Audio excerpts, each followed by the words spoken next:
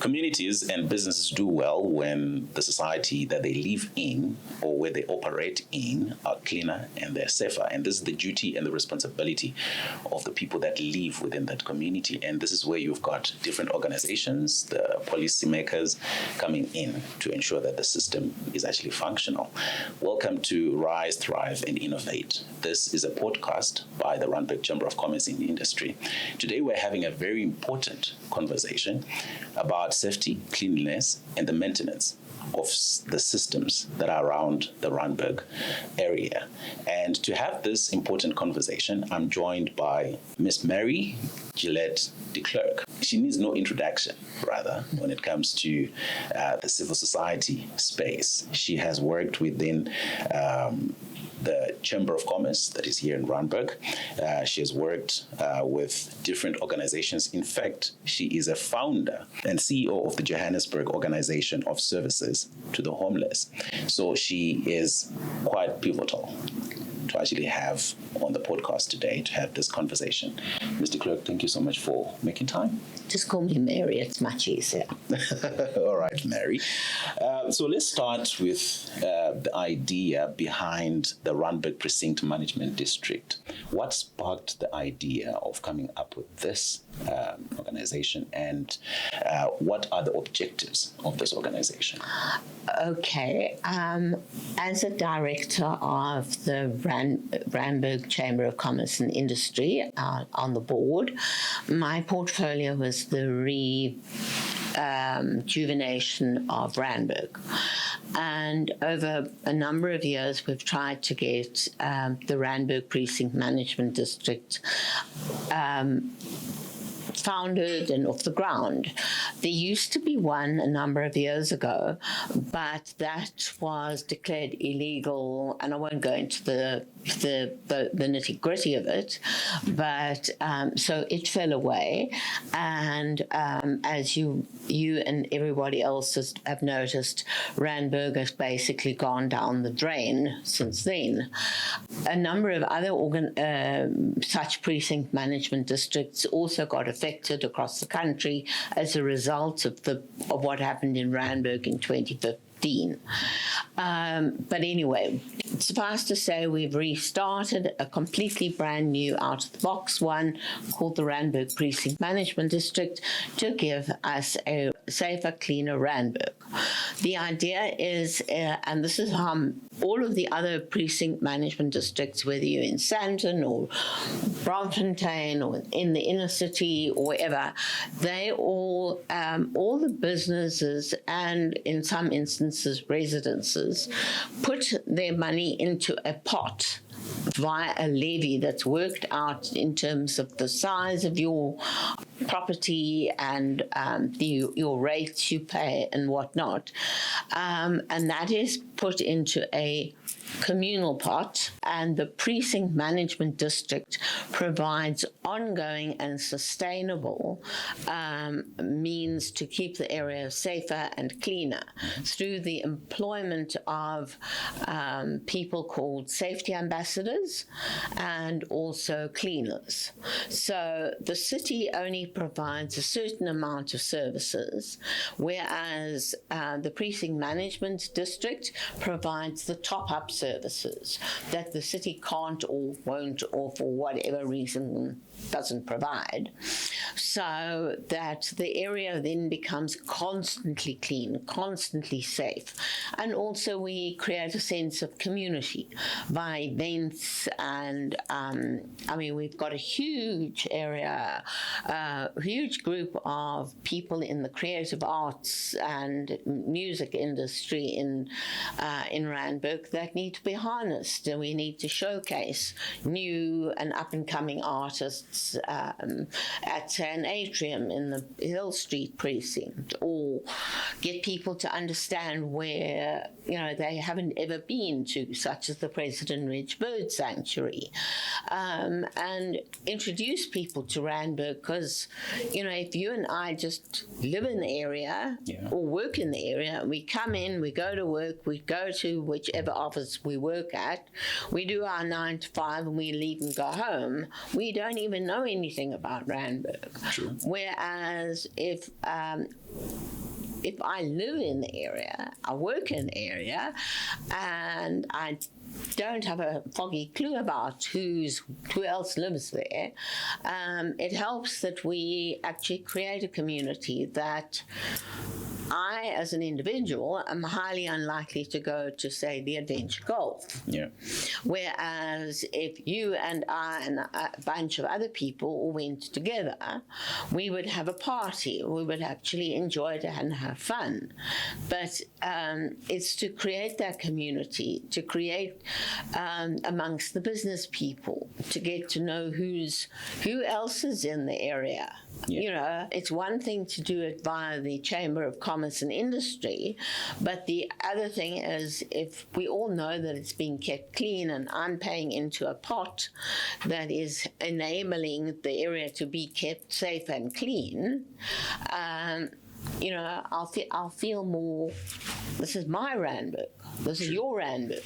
Yeah. And you're actually hitting the nail on the head with that particular analogy that you've just given, because as a resident of Randburg myself, I found myself with the same questions that you're actually addressing with the Randburg Precinct Management District, where I need to know more of the place, but I don't really get to know what is and who to actually interact with when I want to make a difference and to contribute to the community. And I think that's where the Randburg Precinct Management District actually comes in. What are some of the challenges that you have observed that could have resulted in you taking this proactive stance to start and to launch the Randburg Precinct Management District? I mean, for one instance is that, you know, you have various cleanup campaigns by the city or a political party or whatever, and they come in and they clean up and they, you know, remove all the homeless people and they remove all the illegal, you know, traders. It doesn't help. It doesn't solve the problem because they'll be back a week later. We don't have a shelter in the area. We don't have an overnight safe space for homeless people. All the other places, the nearest one is in Rosebank, that's full, others are in the CBD, and they're also full. So where does a homeless person go to in Randburg? Where does somebody who's trying to get by set up their little stall somewhere, but they don't know the rules. They don't know how you register to become an informal trader, etc. So we want to bring everybody and create an inclusive Randburg. So we want to educate people and say, we'll take you through the process. We won't just literally take your goods and put you in a JMPD vehicle or a SAPS vehicle, and that's just going to make you more angry and more aggressive. We need to bring people on board and say, this is how you do things in the area. Yeah. This is what you can do. This is what you can't do. So it develops a community of not just, you know, and we say to people, well, you can't do this on this corner, but we can take you to that corner, which is the same sort of thing, and you can actually do your trade there. So we're bringing people along with us. We're not creating enemies. So the logic behind the whole thing is that we can't just watch Randburg go down the drain, so to speak. So what else do? We need to find sustainable solutions to fixing it. Now, as the Randburg Precinct Management District, we belong to the Gauteng Precinct Management Association, which is of all sorts of other such precinct management districts. So we learn from each other. Yes. Not necessarily best practice, because there may not be a best practice. We learn the most promising practices. We also, the GPMA belongs to the International Downtown Association, so we learn from other countries worldwide, because nobody solved, say, homelessness. Nobody solved all these problems. Each area across the world has got its own specific issues, but it's also got similar issues to other areas. Right. So we learn from each other as to how do we, do what is called placemaking. Our idea is that we want to use the idea that Randburg is named after the rand, the currency, because it came into being as a separate municipality around the time that the rand was, inaugurated, so to speak. Yes. So we want to create the best value for money for people living and working in the area. So maybe we will have seats like coins. We will have our own mythical coins. We will have our own markets that whereby you trade with rand coins, so to speak, our coinage. Yes. And we will involve the art community to help us create stories about the rand, etc. Maybe we'll have storyboards, or like Hill Street, whereby it'll tell the story of currency. And with the train coming to Randburg in the near future, imagine it if we had a branch of the SA Mint here, whereby people can actually know that the train passes the Mint en route to Pretoria or Tshwane, but that we're telling the story of the rand currency here in Randburg.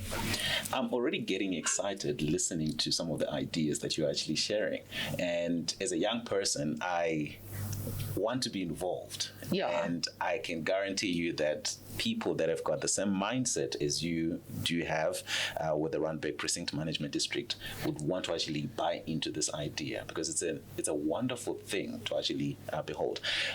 And I love the fact that you also speak about Randburg becoming an inclusive environment, and an environment in which business thrive and people and communities and people feel like they belong to a community. So somebody who is watching this podcast and they live within the Greater Randburg area, they want to know what the organization operates. How does the Randburg Precinct Management District operate? How does it function? Basically, we will have a very small office. We will also have a joint operations command center, working together with the local private security companies, the SAPs and JMPD, so that we will be able to have a focus on the crime, to reduce the crime. We will have signage that when you enter our area, the broader area, it will already say that you're entering our area. That gives people some comfort that they already know that they are entering a more secure area, and that they're being watched. Yeah. So that actually reduces crime in the first place. Seeing people on the ground, boots on the ground, keeping the area clean on a regular basis. And those people will also be part of the education process to say to people, look, public urination, for instance. Yeah. We don't have enough public toilets. We need to direct people to where there are public toilets. We need to create more public toilets. We need to say to people it's illegal to do that. But most people don't know that. They don't know the rules. But if we help people along the way in a nice, friendly fashion, we'll win more friends than create enemies. We hope. So the idea is that all of these events that are happening daily, and whereby we can measure our impacts and say we have picked up X number of bags, and we work with the city and say, look, we will collect all the bags, but please collect them from X spot. Like, instead of once a week, you're going to come 4 times a week. Right. And we'll work with Pick It Up, we'll work with JMPD, we'll work with all, because the idea is that we're not enemies of the city. Okay. We are there to augment and provide top-up services that they, by their own admission, can't provide or don't have the capacity to do so. So sadly, as in every other city, we've got to do it for ourselves. True. Yeah. So let's get into, because I love the fact that you actually fleshed out what you could call maybe a plan for the Randburg district or for the Greater Randburg area. Can you take us through a 3-year plan that you've got for the Greater Randburg area to change the face of this area? Okay, the first year is on the major roads. Okay. So we will go from Malibongwe to the N1 highway, the N1 highway on certain roads, to Winnie Mandela Drive on that side, and then from Conrad to Homestead on, that's our broad picture, and we work on the main roads in the first year. In the second year, we work on the Hill Street precinct from the Municipal Triangle all the way to SARS. So we will work on that section, and then we will start moving outwards to the other streets. So it all depends on how much we get in as to how much we can put out, so to speak, in terms of work. Yeah. So if we get all of the major stakeholders, the major businesses to put into this pot, the sooner we get it in, the sooner we can roll out more services. So you would then look at the first year. You would look at a cleaner area of of Republic Road, and people constantly on the street there, yes. And people getting the idea, oh, something's happening. True. What is happening? So it starts creating a conversation with people, and they start saying, oh, because we also have banners and signage and whatnot up from the beginning of March, and then we will be able. People say, oh, who's this crowd? How do we get hold of them? We will have all of our social media posts so people can see what's happening. We will have newsletters and, various other means of communication to show people what we're doing, yes. What impact we're making. If we tell people we've collected 600 bags over the last month, they know that it's 600 bags that's made an impact in Randburg. They can see the areas cleaner, and they can see what this money is going to, because it's public money. We are accountable to the public for the work we do, so the sooner we get on the road to doing this from the beginning of March, the sooner we can actually roll out, start showing people the impact we're making. All right. It's interesting, and I love the fact that you mentioned the idea of transparency. It's a very important aspect of this whole function. And I also want to know the relationship that exists between the Randburg Precinct Management District and the city of Johannesburg. You're working with all these authorities. that are responsible for running the place that we live in.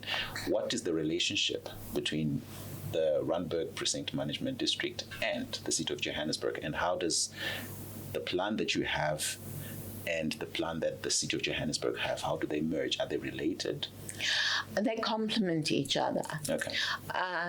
The City of Joburg, Region B, which we are part of, we have very good relations with the Directorate of Region B already.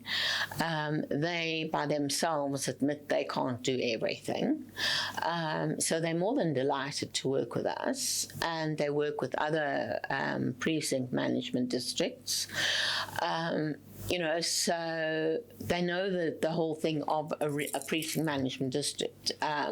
They also attend some of the meetings of the Gauteng Precinct Management Association. So they're well aware of the system that operates, and that we're not trying to reinvent a wheel, so to speak. We're just trying to duplicate that wheel in Randburg, so to speak. But each area has its own specialities. Randburg is very different to a Sandton, to a Braamfontein, to another area, Johannesburg. But we're all part of Joburg, so we all have to work together. All right. So maybe let's get into the relations. So this is the public sector, right? Oh yes, but we have partnership agreements. Okay. So that clearly defines what's my role, what's your role, what we expect from. Where do you start? Where do you end? Where you start, where you end. We also have the similar sorts of things with like Pick It Up, with like JMPD. So all of these entities of the city, we have clear definition as to what our role is, what their role is, what our mutual expectations are of each other, and what we hold each other accountable for and to. All right. So this is the public sector. What about the private sector? What partners? Who are your partners as the Randburg Precinct Management District within the private sector, and how do you work with these organizations? Like for instance, we've got a major stakeholder. At the moment, we haven't signed on the private sector. Mm-hmm. We're only going to do that from the beginning of March, because we want to have our office space open, up and running, so people can say, oh, if we need to go there, we know where to go. And that's going to be in Republic Road, so it will be, everybody will see it, because they'll have signage and everything else. Yes. And it's a very nice office space, which has been, donated to us, so to speak, because the partners because they can see what we're going to do, and it works for them as well. Anyway, so if I came to a company in this street, so to speak, or and the owners of this particular building, it's in their interest to join us. So we would bill them. How they bill their tenants, they might bill you individually and just say, here's it, instead of paying 20 Rand, you're paying 30 Rand as part of your levy. I'm just using an example. Yes. Because they're saying we're joining this group that's going to improve the whole area, which means that more people are more likely to want to come to your offices, because they know that it's covered by the Randburg Precinct Management Association, the owners of this property know that they're part of a bigger whole. All right. And they know that 6 people in the street are also joined. All right. So they can see that this street is going to be improved pretty soon, and the value of their properties is going to go up, because if the area is safer and cleaner, then the area is more desirable for people to work and live and play in the area. All right. So it's it's a win-win for everybody. Yeah, true. So if I'm a business that is actually watching this conversation on the Rise, Thrive, Innovate podcast, and I want to be a part of this change that you are bringing in. But I also have reservations because there was an organization that existed before now, which was responsible for the management of the district. What lessons and what assurances can you give me as a business person that this buy-in is kind of different from the one that was running? And what lessons have you learned from the previous management of the district? Okay. The one that came to a grinding halt in 2015. We've learned the lessons. We've spoken to the people who connect to that. We've also working with the Gauteng Precinct Management Association and all the other associations countrywide that got affected by the legal judgments. At the time, there have been many lessons learned, and we've all working on a new slate, so to speak, based on the fact that we don't want to go down that rabbit hole again. We want to do something completely different that is in line with current legislation. That is one of the reasons why for the last 2.5 years through the Randburg Chamber and my portfolio, I have been a member of the Gauteng Precinct Management Association, learned from them, spoken to them, found out what's going on, spoken to the previous people, found out what the mistakes that they made, and anybody coming on board with us now will know, and we will be completely transparent on all of our social media, that we've learned from the previous entity. We're not repeating what happened there, but we are making sure that this is going to work in a sustainable way. All right.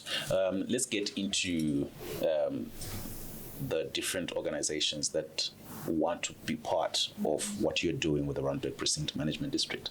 How does a business that is operating within the greater Randburg area get a hold of you, and how do they participate? What are the channels and what are the ways that they can actually make a contribution as a business? Okay, they can firstly email us. Okay. We've got a form that they can fill in to say that they will pledge a monthly contribution. We've got a bank account. We're in the process of becoming we've just got our first set of annual financial statements. We will have, we're in the process of becoming getting a PBO status, which is a public benefit organisation status, Section 18A, because we are registered with CIPC as a non-profit company. So as a non-profit company, we can apply for Section 18A status. That means that once we've been granted that usually takes about 6 months. With SARS, then they can get tax deductions for any contributions they make to us. All right. And so it can become part of their CSI or whatever they want to do. But the fact is that they know that they're contributing to a bigger picture that's actually going to benefit them in the long run. All right, so that's on the private or on the businesses. So individuals, people that own properties, houses around the great. It's the same. It's the same thing. Okay. It's common. The more the merrier. Right. The more we get people to be part of this deal, the quicker we can roll out services, the quicker we can even get into the residential component. Right. And we mustn't forget the fact that a number of businesses or properties that used to be corporates have been, especially in the CBD area, have been transformed into residential accommodation. So we need to bring those people on board as well. All right. So maybe as we part and as we're concluding our conversation, let's get into some of the programs or summits, or do you have any events that you have got lined up that residents and businesses around Randburg can actually participate in?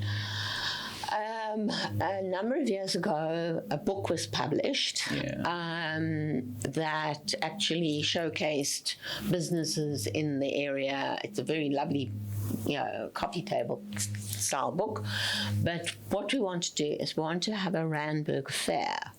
All right. Whereby, you